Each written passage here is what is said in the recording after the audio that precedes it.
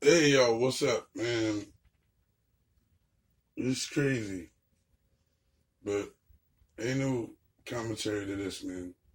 It just needs some change, man. Let's get into the footage.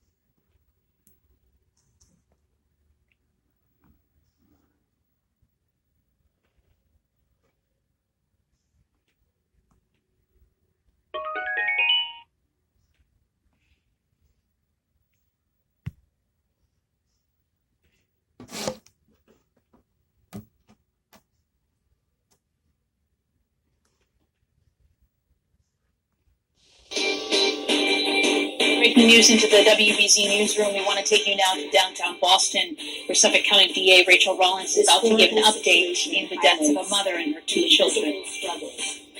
Many members of our community confront, and the devastation that can result. Most importantly, I want to extend my sincere condolences to this family. Yesterday, the unspeakable happened, and now we are all struggling to make sense of the circumstances surrounding these deaths. I have assigned one of the most experienced prosecutors in my office to lead the investigation into these deaths, as well as a victim witness advocate to provide all of the supports and services that this family may need, now or at any point in the future. I hope and trust that members of the media recognize the unspeakable grief that this family is experiencing, and that you will respect their privacy. Though we remain in the very early stages of our investigation, the evidence collected thus far suggests that these deaths, which occurred between approximately 1:25 and 1:35 p.m. yesterday, were very likely a double murder-suicide. The individuals have been identified as 40-year-old Erin Pascal of West Roxbury and her two children, Allison and Andrew, 4 and 1.5 years old. As many of you are now aware, yesterday's deaths sadly occurred at the same location as two other separate suicides this year. The first occurred on May 20th, the second occurred on December 9th. And yesterday, December 25th, marked the third separate tragedy and the third, fourth, and fifth deaths at this Northeastern University garage in the last 7 months. It is my duty to say this. If you or someone you know is thinking about suicide, there are services available to help you. Please utilize this help.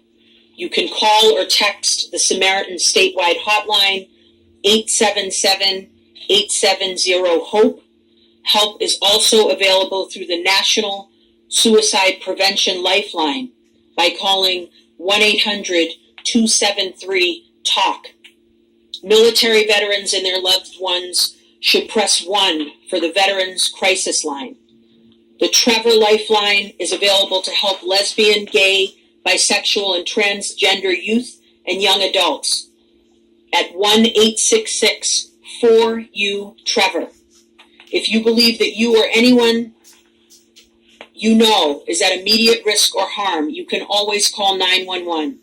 Additional resources can be found through the Massachusetts Coalition for the Prevention of Suicide. No matter the season, being a parent can be incredibly stressful. There's help available to any parent struggling with the emotional hardships of raising a family through the Parent Stress Line at 1-800-632-8188. In closing, I want to say that every death in our community, whether homicide or suicide, has significant impacts. It can leave people in despair, traumatized, and feeling hopeless. For a parent to come to a place in which they harm their children in this way indicates that their mental health struggles were severe and in need of immediate supports. Mental health issues are not specific to one type of individual. It has many faces. This Christmas Day tragedy demonstrates the urgency of addressing mental health, suicide, and homicide. We have to do more to address these significant public health issues that impact all of us in Suffolk County. Okay, let's talk about it. Remember when I was telling y'all that when people adopt children, they have to go through a whole criteria and mental health evaluation and all kinds of such things that it's warranted, but then it's not, because parenting, when you don't choose to and you make the choice to do it, when you can, like, you don't be fucking around and you done fuck somebody you ain't supposed to, or slip, fell, land on a dick, and then, oh my God, when you choose to go and adopt somebody and change their life, whether they an infant or grown, that is a good choice. That is a very good, noble choice to do as humans. Actually, in certain cases, I think it's more noble than having your own. Because when you parent someone else's child, it's a slate, unless they're infants, and then even if they're infants, you gotta add on things like mental illness, or if their parents was addicts or things like that, because that would affect their upbringing. But they sometimes, not all times, because a lot of times people adopt kids. Let me not say a lot of times. A little bit less. Nope. I was going to say sometimes, but I'd say a little bit less than half. A lot of people adopt kids because they're trying to get a check. A lot of people take in foster children because they're trying to get a check. Oh yeah. And then they treat them a certain way so that they can get their check. And then once they don't get the check no more, or when they get to a certain age, they don't try to parent them because all it was there for was a check. I can tell you about that. Anybody ask you in your video? That's Anso from so-and-so YouTube channel. You ain't gonna hear from her on this video. Talking too damn much. I do not. You do too. Like I didn't hear that. I know. Alright, go ahead. I'm sorry. I will not interrupt you. Anyways, what I was saying was, they need to get a mental evaluation for every parent. I don't give a fuck if you're adopting, if you teenage, if you grown, if you're in your 50s. Because if you have mental illness of any kind, because shit, let me be honest, if I was evaluated, I probably wouldn't have been a father my damn self. Well, not me, because I'm sly like that. I would have just kept all that shit inside. That's the thing we have about minorities and mental illness. They don't like to get help. They don't like to talk to people because it's a form of weakness, especially if from the hood, you feel me? And that's any color, though.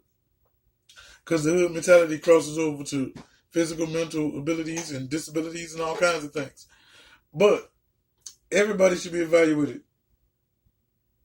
Because if your mentals are that bad, well, you're going to kill your own that you made, then you fucked up.